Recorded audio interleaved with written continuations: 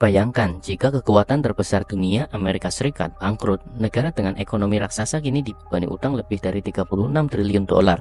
Dan yang menjadi mengejutkan, para sekutu dan investor setianya mundur satu persatu. Dolar, mata uang paling dominan di planet ini, terancam kehilangan tahtanya. Apakah ini awal dari kejatuhan sistem keuangan global seperti yang kita kenal? Dalam video ini kita akan bongkar secara logis dan faktual kenapa dunia mulai kehilangan kepercayaan pada uang Amerika. Dan kenapa kamu wajib tahu sebelum semuanya meledak? Sobat cerdas, tekan tombol like dulu sekarang karena video ini akan bantu kamu memahami apa yang banyak orang abaikan.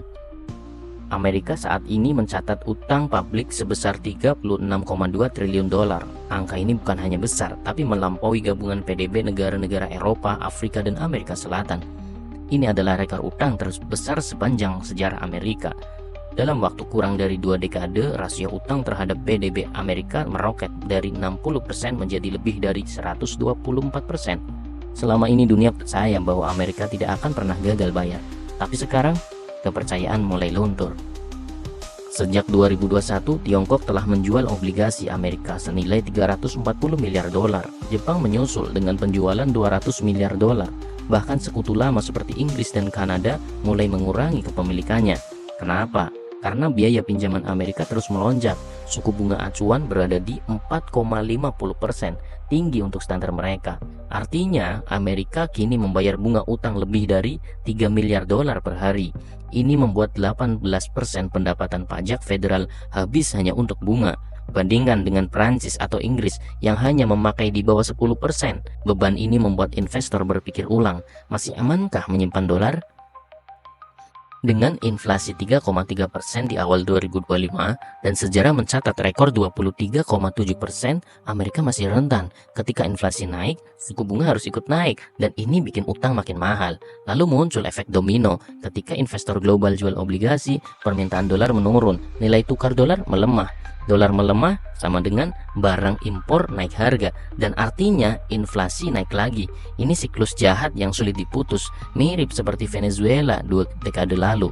Mata uang ambruk, investor lari, dan satu lagi, rakyat menderita. Sekarang dunia mulai mencari alternatif. Tiongkok promosikan yuan dalam transaksi energi.